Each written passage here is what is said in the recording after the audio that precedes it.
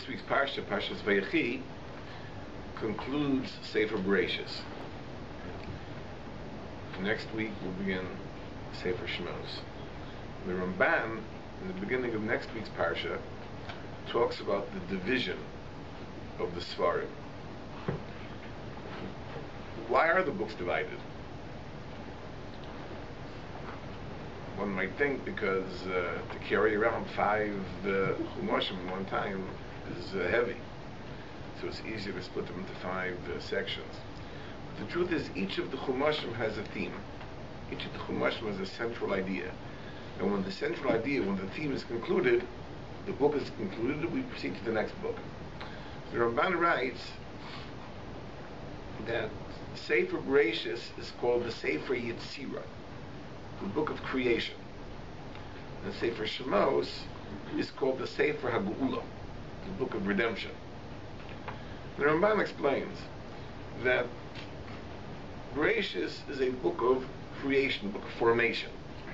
It talks about the creation of the world and the creation of the Jewish people.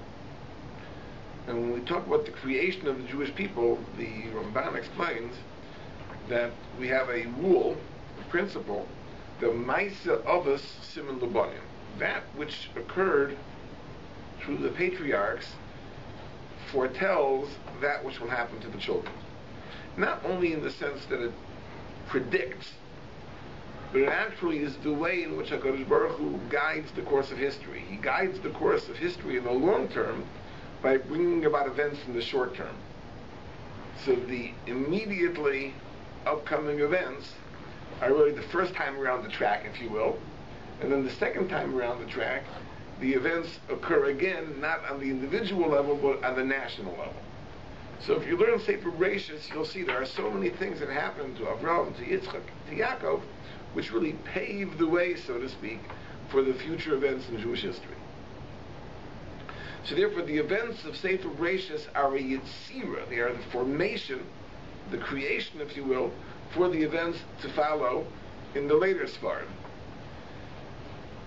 With the death of Yaakov, so we conclude the period of the Avos, and then we have the next book which talks about the unfolding of the events that were alluded to in these acts of formation of Sefer Bereshis.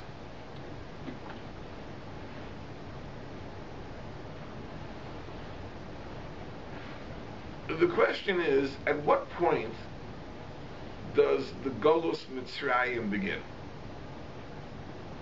Because who is really the first of the exiles? And this is a very, very intriguing thing. The parsha begins, Vayechi Yaakov be'eretz Mitzrayim shva'as shana. That Yaakov lived in Mitzrayim for 17 years. Now in the Sefer Torah, this parsha is very unique. Normally, there is a space in the Sefer Torah which separates the previous parsha from the current parsha.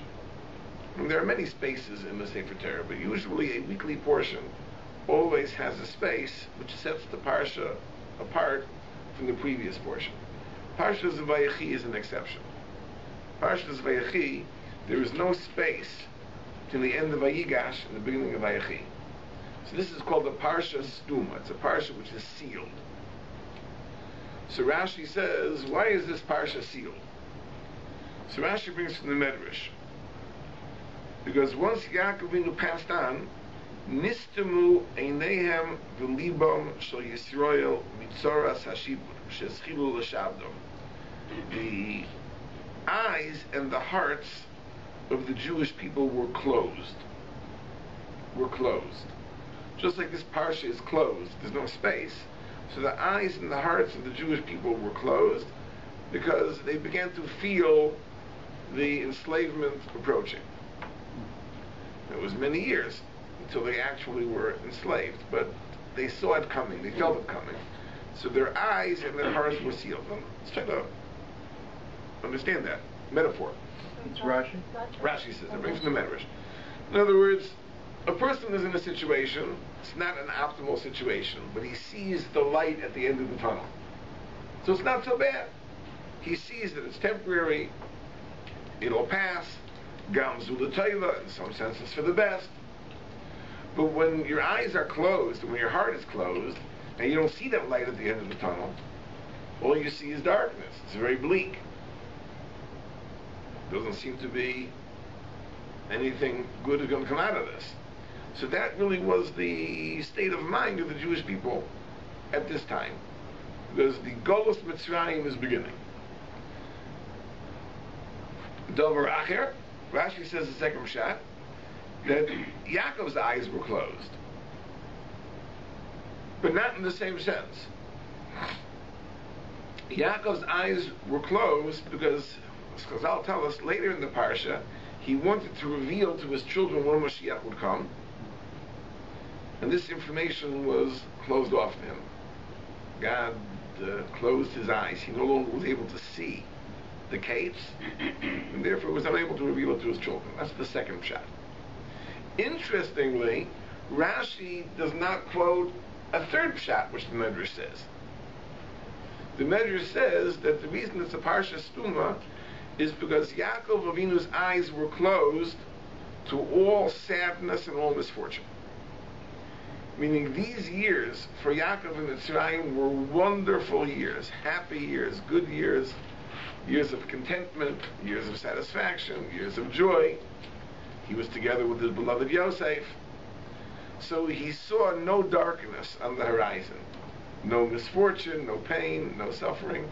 So that's why it's a Parsha Stuma, because Yaakov's eyes were closed to all forms of suffering. His eyes were literally closed, as was predicted in the previous Parsha, that Yosef would close his eyes. Well, that's when he died. But the Medrash doesn't say that. But it's in this Parsha, right? It's in this Parsha. But Chazal say that the idea of being a Parsha Stuma, because his eyes were closed to all suffering and misfortune, which almost seems like the exact opposite of the other Pirushim.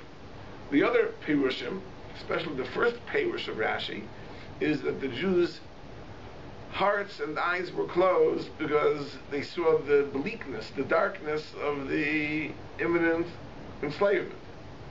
So the symbolism of the Parsha Stuma is bleak, is dark. And to Yaakov Avinu was the exact opposite. To Yaakov Avinu it was bright. It was a wonderful time. That his eyes were closed to all misfortune and all suffering. So it seems quite odd that at the same time that his children are falling into deep despair, Yaakov Avinu is having the time of his life. Now the truth is this. The truth is that Yaakov and his children function in two different ways. Well, let me see if I can explain this. Because, as we said, we have a rule, the Maisa Avos Siman Labanim. Now, that which happens to the patriarchs foretells and paves the way for future events in the lives of the children.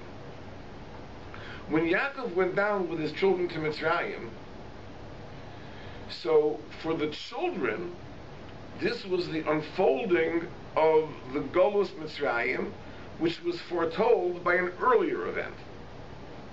What earlier event in the lives of the Avos foretold the Egyptian enslavement? We know the Ramban says in Parshas Lech Lecha that Avraham Avinu had gone down to Mitzrayim. Remember, there was a famine in Eretz Yisrael, and Avraham went down to Mitzrayim. So the Ramban says that descent of Avraham to Mitzrayim was the Siman Labanim. It foretold the ultimate descent to Mitzrayim of Avraham's descendants. So in Parshas Lech Lecha you have the Maisa Avos. Siman Labanim is here in Parshas Vayechi or Parshas Vayigash, when the children descend to Mitzrayim. So for the children, this was the beginning of the Golus.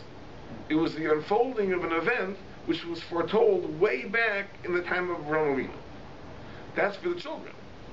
But Yaakov also went down to Mitzrayim. What was this for Yaakov? For Yaakov, this was not the Golus Mitzrayim. Yaakov, as we'll see in a moment, was not part of the Golus Mitzrayim. This was, in the case of Yaakov, the foretelling of an event that would be even farther off in the future. So, in other words, for Yaakov's children, the descent to Mitzrayim is, so to speak, the Simon Labanim. It's the unfolding of an event that was foretold earlier. For Yaakov Avinu, this is the foretelling of an event that's going to happen later.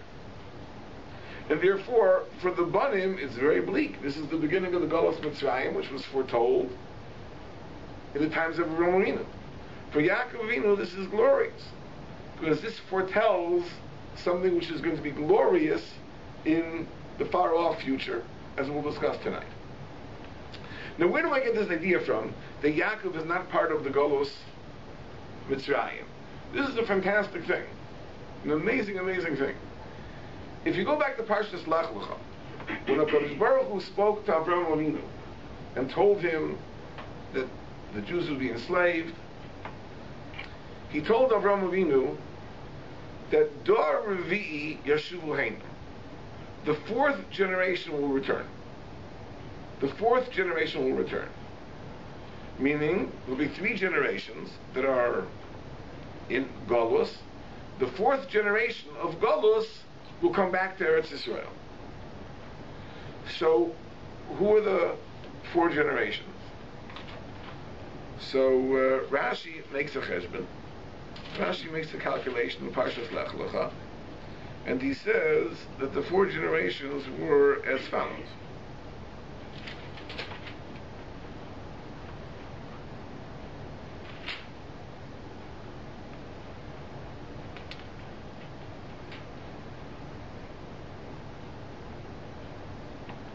Where Yehuda is the first generation. Peretz, his son, is the second generation. Peretz had a son, Chetzron. That's the third generation. Chetzron had a son, Kalev. Kalev is the fourth generation. And Kalev, of course, came into Eretz Yisrael. He was the one of two spies that were not killed. Remember the Meraglim? So because of the chet of the Meraglim, the sin of the spies, the entire generation was condemned to remain in the Midbar. But two of the spies were righteous, Yehoshua and Kalev. So Kalev is the member of the fourth generation. It's an amazing thing, according to Rashi. When it says the fourth generation will return, it wasn't comprised of too many people. Two people, Yehoshua and Kalev. That was it. But as long as there were two people around, that's considered the generation as alive.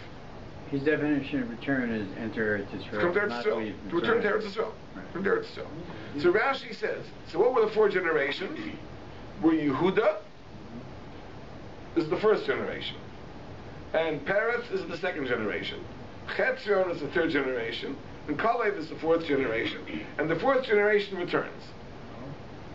Now, my calculation would be that Kalev is the fifth generation, because it should be Yaakov went to Mitzrayim, and Yehuda, etc. Now, you could weasel out of this proof by simply saying that since Yaakov and Yehuda came at the same time, that's not considered a subsequent generation. But that doesn't really work out either, because Peretz also was born already when they came down to Mitzrayim, and Peretz is considered the next generation. Okay. So why is Yehuda considered the first generation and Peretz is considered the second generation, even though they came down together? Because the first generation means the oldest people who came down. So L'chara, it seemed to me that we should say that the fifth generation returned, because it should be Yaakov and Peretz and Chetzron and etc. Yaakov, Yehuda, pardon? Where was Amidav, who jumped into the Yom Suf? Wasn't he in that line? He's actually, you make a cheshbon, right? In other words, he's actually, Nachshon is a fifth generation. There's an extra generation to Nachshon. You'll look it up, you'll figure it out. Okay. But the point is that Kalev should be the fifth generation, not the fourth. But the answer is, you don't count Yaakov. Yaakov is not considered one of the people that was in the Golus Mitzrayim. Yaakov was not in the Egyptian exile. The oldest person to be in the Egyptian exile was Yehuda. So from Yehuda, Kalev is the fourth generation. But Yaakov doesn't count. Why does Yaakov not count? As we said, because Yaakov is not part of the enslavement. Yaakov goes down to Mitzrayim, but he's not part of the Golus. He's not part of the Golus at all. Now, I'll illustrate this in another very interesting way. Because we know that in the beginning of the parsha, Yaakov asks Yosef to arrange for his burial in Eretz Yisrael. And Yosef says, Anochi esek v'rachai, I will do as you say. And it's a very interesting medrash that Rabbi Bachaya brings, Das Kanan brings, that Anochi esek v'rachai, Yosef was saying that, when my time comes, I'm going to do the same thing. Just like you asked to be buried in Eretz Yisrael, I'm going to do as you say. When my time comes, I'll also ask to be buried in Eretz Yisrael. Meaning Yaakov put this idea in Yosef's head, and Yosef says, that's a good idea. So just like you want to be buried in Eretz Yisrael, when my time comes, I'll also be buried in Eretz Yisrael. Now, but there's a big difference between how Yaakov was buried in Eretz Yisrael and how Yosef was buried in Eretz Yisrael. Yaakov said, when I die, take me up to Eretz Yisrael, and then you'll come back to Egypt. Yosef said, when you finally leave Egypt, at the time of the redemption, take my bones with you. It's different, right? Yosef didn't ask that they should take his bones immediately to Eretz Yisrael and return to Egypt. But Yosef said, you'll keep me in storage, and then when the Geula, when the redemption finally comes, you'll take my bones with you. But Yaakov didn't want that. Yaakov didn't say, keep my bones here in Eretz Mitzrayim, and then when you leave, eventually, take the bones with. He said, bury me right away.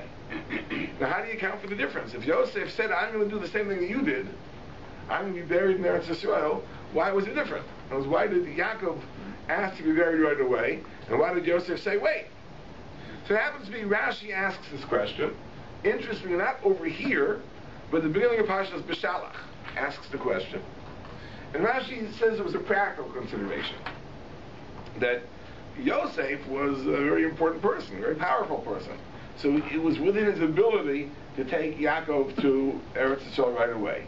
But when Yosef would die, his brothers wouldn't have the same power, and therefore he didn't ask them to do something which would be unreasonable. Therefore he said, wait, when the Geula comes, then you can take me to Eretz Yisrael. That's what Rashi says.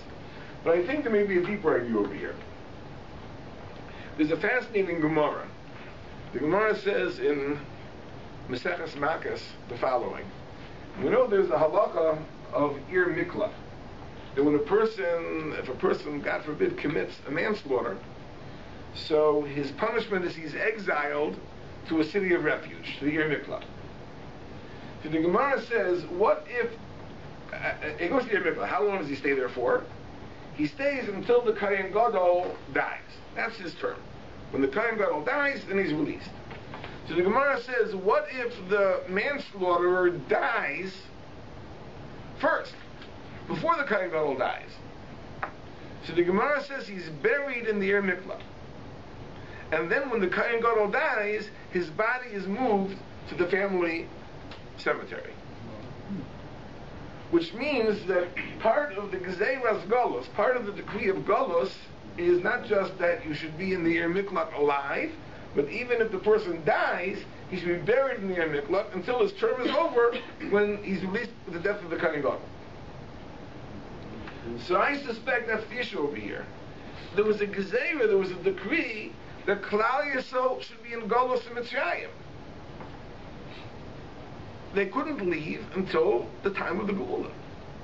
So Yosef said, you can't take me and bury me in Eretz Yisrael, because the Gezeiras Golos applies to me, and part of the Gezeiras Golos is that you're buried in Mitzrayim.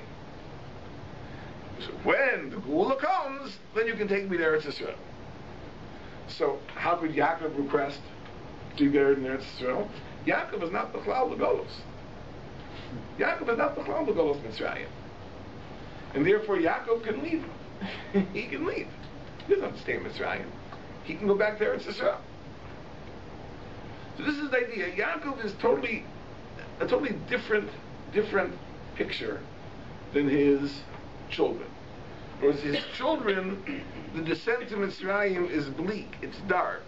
It's nistamu einayim v'libam, their hearts and their eyes are sealed because of the imminent sorrow. And the part of Yaakov, this is a glorious time. Yaakov is not part of the Golos. Now the truth is, this is really rooted in a divine promise that was made to Yaakov Avinu. Last week, in Parshas Vayigash, we read that when Yaakov was on his way down to Mitzrayim, he stopped in Beersheba, a very mysterious stop. He brought sacrifices there, and he had a divine vision. And HaKadosh Baruch Hu appeared to him and told him, Al tira merdam Mitzrayim, don't be scared of going to Mitzrayim. Ki l'goy, right? Anochi ered imcha, I will go down with you. But Anochi alcha gam alone, I will bring you up. And Rashi says that means that I will see to it that you're buried in Eretz Yisrael. Now there was a promise that you have nothing to be scared of. That whatever the Golos is meant to be, you're immune. You're free from the Gzeim. And that's what it was, as we said. That he came out to Mitzrayim, these were the great years. In fact, the Zohar HaKadosh says on the Pasuk, Vayechi Yaakov Eretz Mitzrayim.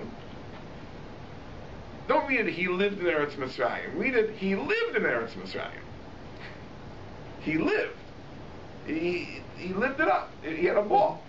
For him, it was great. The years in Eretz Mitzrayim were great. For the children, this was the beginning of the Golos. Now, one of the differences, right, the reason or the way this may be, is related to the idea of the case. It says that Yaakov Avinu wanted to reveal the case. He wanted to reveal the end. And HaKadosh Baruch Hu didn't allow him to reveal the case. The Gemara Pesachim tells the story that Yaakov suspected, from the fact that this information was concealed from him, perhaps one of his children wasn't worthy. So they told him, Shema Yisrael, listen Yisrael, Hashem Elokeinu Hashem Echad, Kishem she'ein belibcha el echad, kach ein belibenu el echad. Just like you believe in the one God, we believe in the one God. Because we are totally true to the faith. So Yaakov was relieved that the reason he was not allowed to reveal this information is not because one of his children was unworthy, they all were righteous. So why wasn't he allowed to tell them? That the Gemara doesn't say. Because Yaakov suspected it was because one of his children wasn't so religious. So they cleared that misconception up. So why wasn't Yaakov allowed to tell them? So the Maharal says there was another consideration over here. We're talking about Golos. We're talking about suffering generally. So, there's the pain of Golos, the pain of suffering. It's painful, physically painful. But another aspect of the suffering of Golos is the meaninglessness of it. We don't understand it. We don't understand why. If we only would understand why, then we can tolerate it. People are resilient. People have a tolerance for pain if they understand why.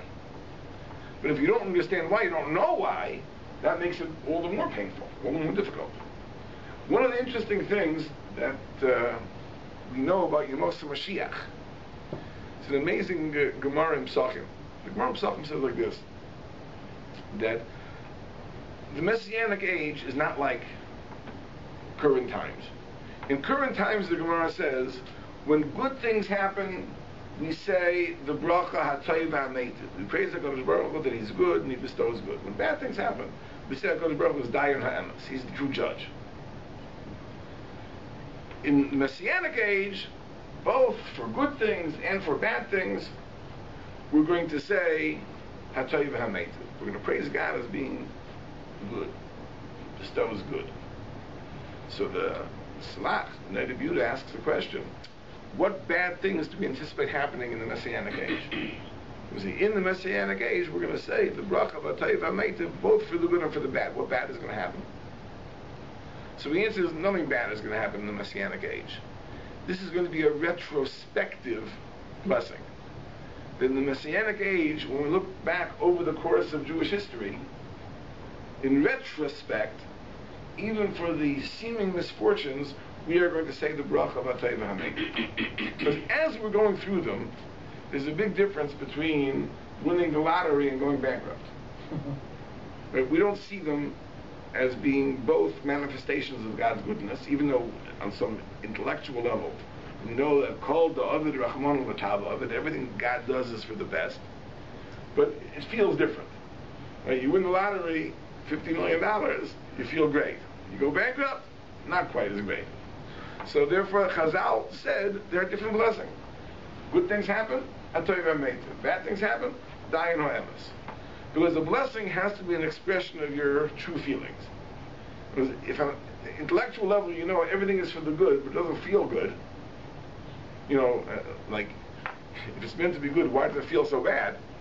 So a blessing has to express your feelings. So the Chazal ordained different blessings. Hatoiv HaMeitiv for the good, Dayan Ha'emes for the bad. But in Yemos HaMashiach, we're going to have such clarity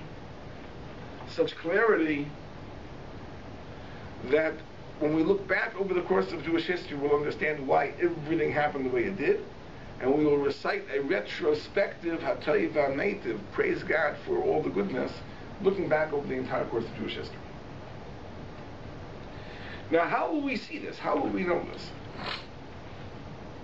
I think the mashal that Reb Chaim of Volozhin gives is very apt. He says like this. He says, it's really last week's parsha. The brothers were in Mitzrayim, and all sorts of strange things are happening. Accusations and imprisonments and money found in the sacks, and nothing makes any sense. Nothing makes sense. And then 2 words are said, and all of a sudden there are no questions. When the man in front says, Ani Yosef, now everything makes sense.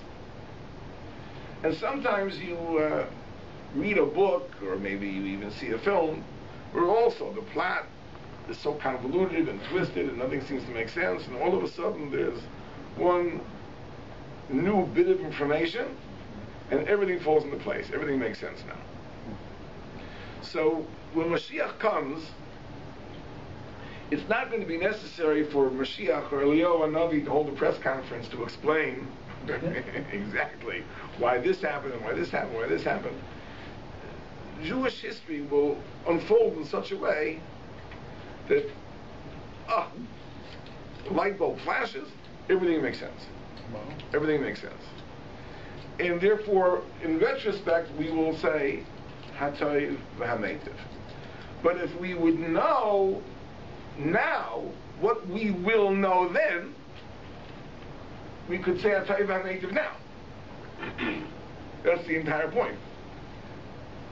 Since there is a decree of Golus, for whatever reason we're meant to be in Golus, part of the decree of Golus is that we should not understand. It's not just the suffering of Golus, it's not just the pain, the discomfort, the dislocation. Part of the decree of Golus is, says the Maral, not to understand. Not to understand. That's part of the decree. If we would understand, it would not be Golus. And therefore, as we go through it, it's inexplicable. It makes no sense. Why are we experiencing these things? What is their meaning? What is their purpose? So that's why we feel pain. That's why we say Dayan Ha'emes. In the end, we'll understand exactly why everything happened. And it's important to understand this, because many of us convince ourselves that there cannot be an explanation. There is nothing that God could tell us or show us or do that would explain or justify all the sufferings of the Jewish people throughout the generations.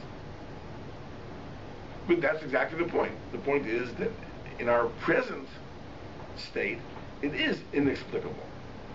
But we believe be'emunah, in faith, that yes, there is something that God can do or show or say that will, in retrospect, make it all make sense.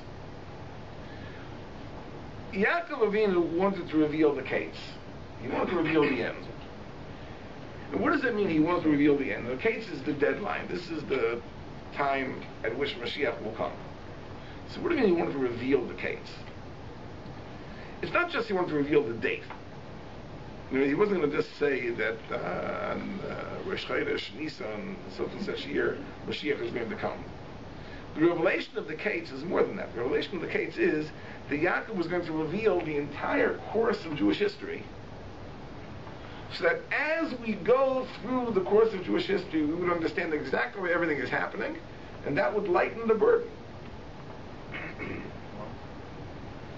You think about it for a second. We know something that the brothers did not know at the time. That Mashiach's coming was very far off. The brothers at that time would have had no way of knowing that, but we know that. Because we know that it's at least 3,500 years since then.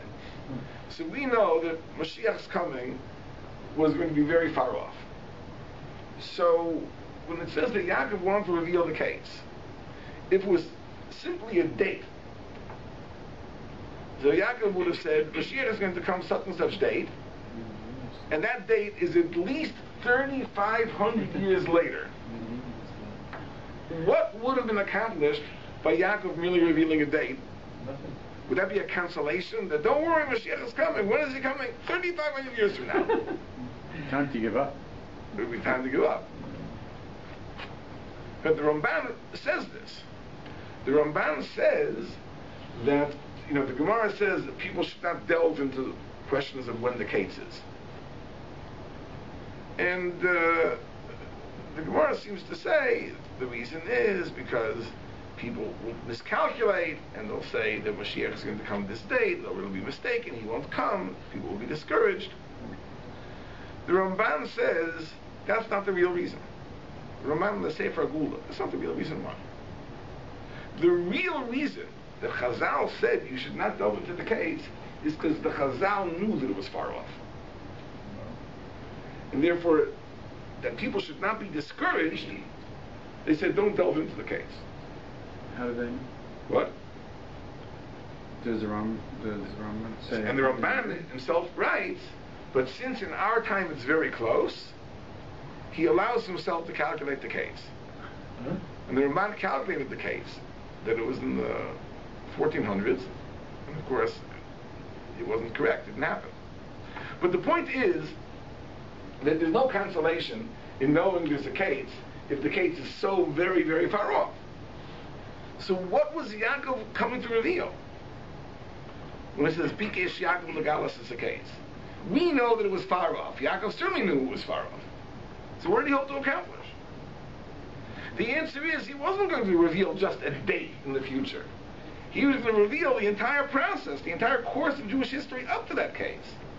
So it's true that the case would be very, very far off, but revealing the whole process, the whole unfolding of Jewish history would have a tremendous benefit. All the sufferings of Klal Yisrael would have been that much more bearable if we don't understand why. So HaKadosh Baruch Hu didn't let Yaakov reveal this, but Yaakov himself knew it. Yaakov himself knew it. And therefore, for Yaakov, there was no sadness. There was only joy, because he understood. And he understood it from that nevuah. When HaKadosh Baruch Hu told him, Al tira miradam, he said, don't be scared of going down to Mitzrayim. Anochi Ered Imcha, I'll go down with you. V'nochi Alcha Gamalo, and I'll take you back up. Because that nevuah told Yaakov everything he needed to know. And therefore, for Yaakov, the entire experience of Mitzrayim was pure joy. And he knew exactly, not because he died before anything really bad happened. Because if you know the truth, if you know exactly the glorious future, which is going to be rooted in that miserable experience of Mitzrayim, you really understand that called the Avad Rachmanu L'Tava of it, everything HaKadosh Baruch Hu does is for the best, and therefore it's pure joy. For Yaakov Avinu, the years of Mitzrayim, as the Medrash says, his eyes were sealed to all misfortune and all suffering. But for his children who were not privileged to have that information, it was a Parsha Stumla, because this is when their eyes and hearts were sealed, that they couldn't see the light at the end of the tunnel, and this was the imminent Golus. It's an amazing thing. Golus is first and foremost a state of mind. It's not a question of the sufferings per se, the physical pain. The physical pain is bearable. It's the not understanding. Yaakov understood. There's a quotation from the Chazon Ish that the Chazon Ish writes in a letter that Ein shum etzev ba'olam, there is no sadness in the world to a person who's makir oro shel emes, who sees the light of truth. Because all sadness is rooted in an inability to understand. If a person would understand, there'd be no sadness in the world. Because in reality, kol davar rachman l'tavav, everything HaKadosh Baruch Hu does is for the best. It's for the good, for our good. And we don't understand it. Therefore, we're miserable. We're kvetchy. But if we would only know, there'd be no sadness in the world. For Yaakov, there was no sadness. I have a question. Why would Yaakov have to know the ultimate redemption? Why couldn't he just know Moses comes, they get out of Egypt, they do go to Israel, they get the Torah, that is good times. When they first arrive in Israel, everybody's happy, they make the Beis Hamikdash, we do ultimately do bad things, but they do good things at that level. He can be happy because they're going to get to go to Israel. I don't he know. knows the second level of I don't know if he had to know, he did know. I don't know why he had to know, he knew it. But why the second one? Why He knew everything. He knew, HaKadosh Baruch Hu revealed to him everything. Oh, you know, all of it. He knew everything, right? but in a way, he had the best of all possibilities. He didn't have to suffer through any of it, and he knew that the ultimate result was that his children's children, would inherit Mashiach. It's not the best of all things. It would have been a little better if he would not have known what the future would be, because he knew all the sufferings. He knew the entire course of Jewish history. He knew everything that would happen. He saw the massacres, he saw the pogroms, he saw the Holocaust, he saw the enslavement of Mitzrayim, he saw everything. Right. That's the idea. If our conjecture is correct, that the Gilui HaKetz means to reveal the entire unfolding of Jewish history, that means he knew it all. He knew exactly what was going to happen from that point until the very end of Jewish history. But if you know everything, You say Tov HaMeitim. you say Tov HaMeitim. You don't say Diana for all Right. that. You say Tov actually HaMeitim. You see it all as good. Right? But Yaakov wasn't able to reveal this. And therefore, for the children, this is the beginning of the Golus. I just want to mention one thing about the Parsha. A very, very interesting thing in the Parsha. That although this is the enslavement in Mitzrayim, this is the Golus Mitzrayim, the children are given one opportunity to return to Eretz Yisrael for a very short time, for the burial of Yaakov Avinu. It's an amazing thing that although their descent to Mitzrayim is the beginning of the Golus, they are given a reprieve, an opportunity to go back to Eretz Yisrael for a short period of time, a week, 2 weeks, for the burial of Yaakov Avinu. I want to reflect on this for a moment. Because we know this week is going to be Asar B'Teves, Thursday. This is the first of the 4 fasts that we observe for the destruction of the Beis HaMikdash. When I say the first of the four fasts, I mean because the historic event that it commemorates was the first. It's of course not the first in the Jewish year, because if you count from Tishrei, it's on Gedalia is first. If you count from Nisan, then Shivas Tammuz is first. But the historic event that Asar B'Teves commemorates, which is the siege of Yerushalayim, that was the first. Now it's interesting that the events that Asar B'Teves commemorate and the events that Tzom Gedalia commemorate took place at the time of the destruction of the first Beis HaMikdash.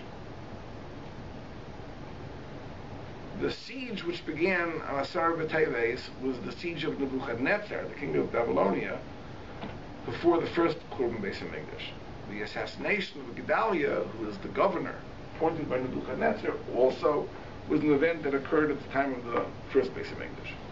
Shivas Tammuz and Tisha B'Av are a little bit different. Shivas Tammuz was an event that occurred at the time of the second Beis HaMikdash. Tisha B'Av, of course, was the anniversary of both destructions.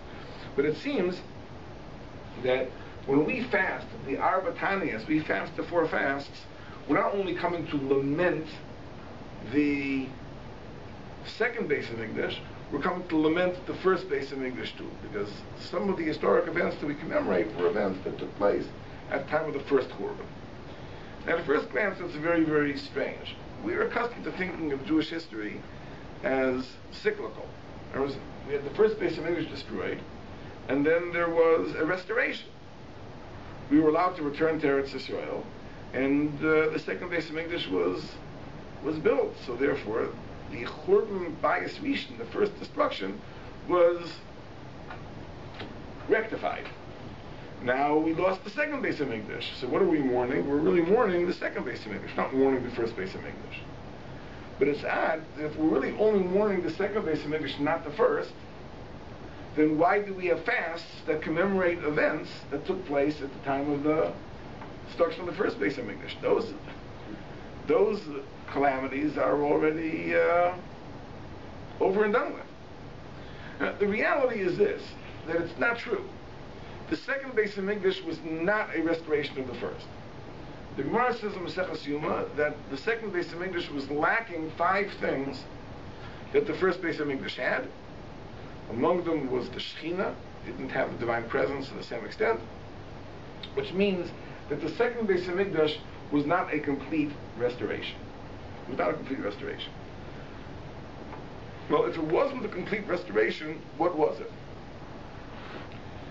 And it's a very interesting thing. There's an Abarbanel that takes issue with the Ramban. The Ramban says, we know in Chumash we have 2 versions of the Teichacha. We have the Teichacha, the admonition in Parshas B'chukosai, and the admonition in Parshas Kisavo. So the Ramban says the Teichacha of Parshas B'chukosai refers to the circumstances of the first destruction, and the Teichacha of Kisavo refers to the circumstances of the second destruction. The Abarbanel argues in the Ramban, and the Abarbanel says there are no 2 destructions. There is only one Golus. There is only one Golus. There is one destruction. There is the Golus, the destruction of the first Beis HaMikdash by Nebuchadnezzar, and the ultimate restoration will be in Mashiach's time. There's only one Golus. But in the middle of that Golus, there was a little bit of a respite, an opportunity to return for a very, very short time to renew our attachment to Eretz Yisrael in preparation for the remainder of Golus, which will be very, very, very long. Now let's give a mashal for this. Let's say you're in a place, and you have to leave.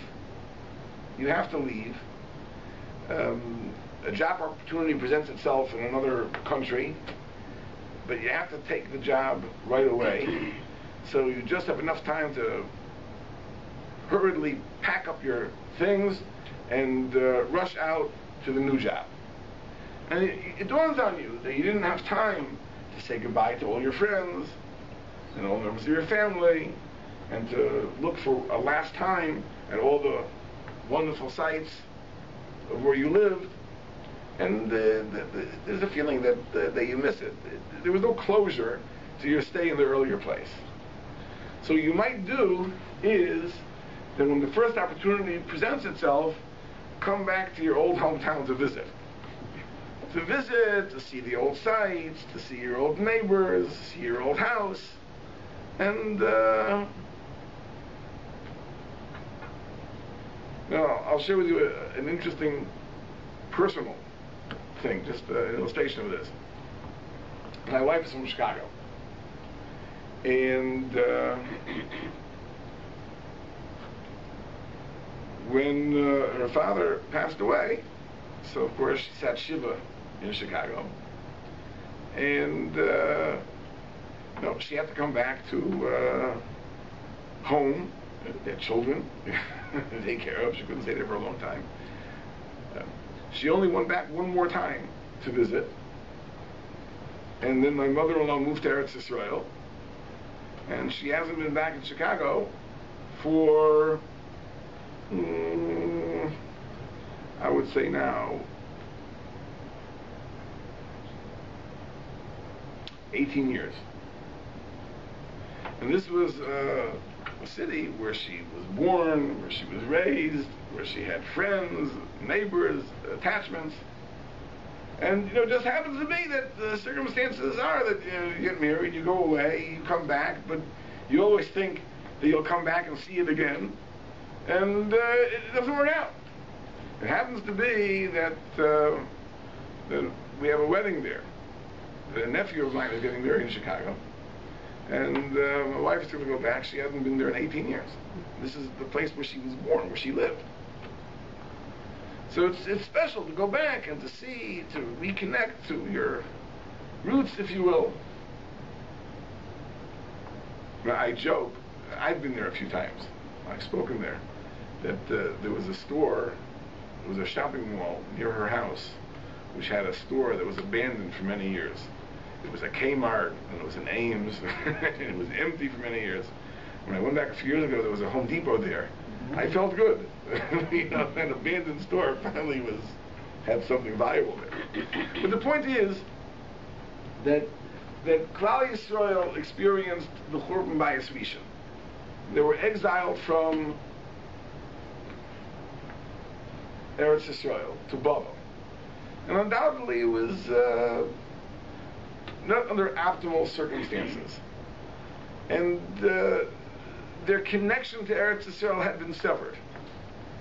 And as a result,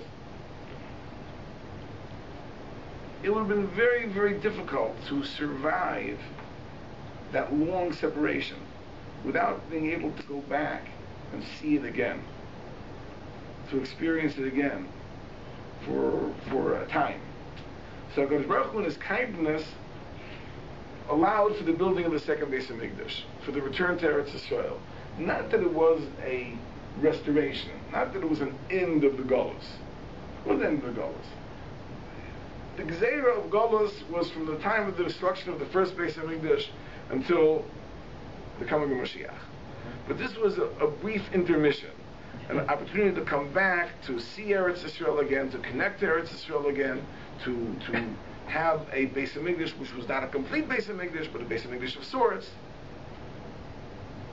so that when they would go into Golus again, they would know what it is that they once had, and what it is that they should pray for, what it is they should hope for, what it is they should yearn for. I think that is really the idea of this parasha also. When Klal Yisrael found itself in a situation where they had to go down to Mitzrayim, it was a bit of a hurried thing. There was no food. The only place where there was food was in Mitzrayim. Yosef was there. Yaakov certainly was, I'm sure, in a great rush to be reunited with Yosef. And their ties were going to be severed with Eretz Yisrael. Right? if you remember, Yosef in last week's parsha tells them, says, don't worry about all the things you're leaving behind. Don't worry. Says, you'll come to Mitzrayim, you'll eat the fat of the land. Don't worry about what you're leaving behind. Let it be. Let it be there. Don't worry. But they think they're going to come back. Pardon? They don't think they're staying in Mitzrayim very long, it sounds like, when they get there. They say we're sojourning when they talk to Paro. No. We talked about that. They talked about it. They knew 100%. That this is the beginning. This is the beginning of Golus. They knew that. This is the Golus Mitzrayim.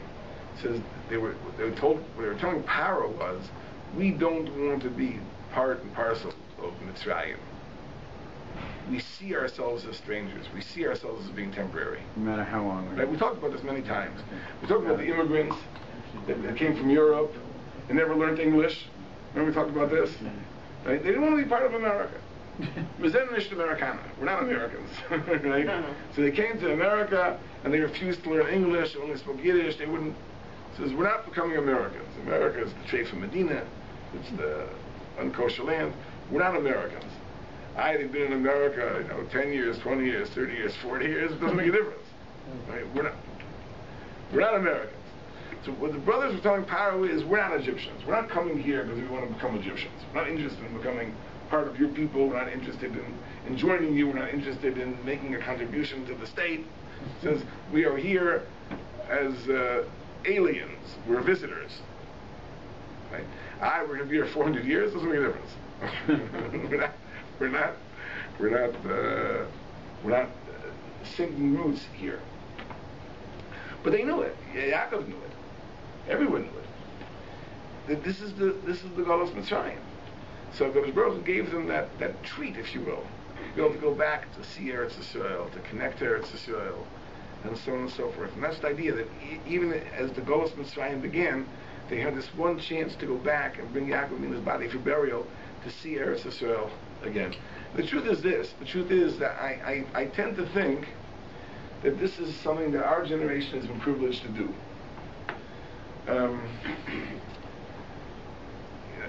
If you go back a few hundred years, who had the opportunity to go to Eretz Yisrael? Who had the opportunity to go to Eretz Yisrael? There were individuals who had the opportunity to go to Eretz Yisrael, and with great mysterious nefesh, great self-sacrifice, with great difficulty, they were able to go to Eretz Yisrael. But only Yechidim, only very, very few people were able to do that. For most people, Eretz Yisrael was just a dream. And like all dreams, they tend to fade with time. So Kadosh Baruch Hu brought about that we, who are most at risk of losing our connection to Eretz Yisrael, should have the opportunity to travel. And it's become so routine, almost, for people who go to Eretz Yisrael. Who doesn't go to Eretz Yisrael? But the truth is, it's a beautiful thing that Kadosh Baruch Hu gives us an opportunity, that we shouldn't lose our connection to it, that we can go see. Even in my own lifetime, it seems to have become more routine. But I remember when I was growing up, as a kid, if someone from the shul, our shul, went to Eretz Yisrael, when he came back, they were mechabed him. He should speak a shalosh shudas just to report what he saw in Eretz Yisrael. it was I'm not talking about 100 years ago. I'm talking about 35, 40 years ago. That was considered a big thing to go to Eretz Yisrael. I remember the first time I went to Eretz Yisrael, it was, when the plane landed in Eretz Yisrael, there was pandemonium in the plane. It says, now you land, it's like landing anywhere in the world. People are sleepy and they drag themselves off the plane. But Im calls that, nevertheless, the opportunity to go to Eretz Yisrael, to see the land, to see the vibrant Torah life that's been created there, is such a beautiful thing. And we need that so desperately, because otherwise we would become so sunk in Golus, so sunk in the complacency of Golus, we wouldn't remember there's something to yearn for, something to hope for. So Kadosh Baruch Hu gives us the opportunity and the technology to be able to go and visit and travel often and come back, so that even though we're not there, but we can still maintain our attachment. But I think that this really was the idea of the period of the Vayechi, and it's really a remez in this return that the brothers had to go back to Eretz Yisrael, to bury Yaakov Avinu, in preparation for the long the decades of Golos, they had this last chance to return and renew their attachment to Eretz Yisrael.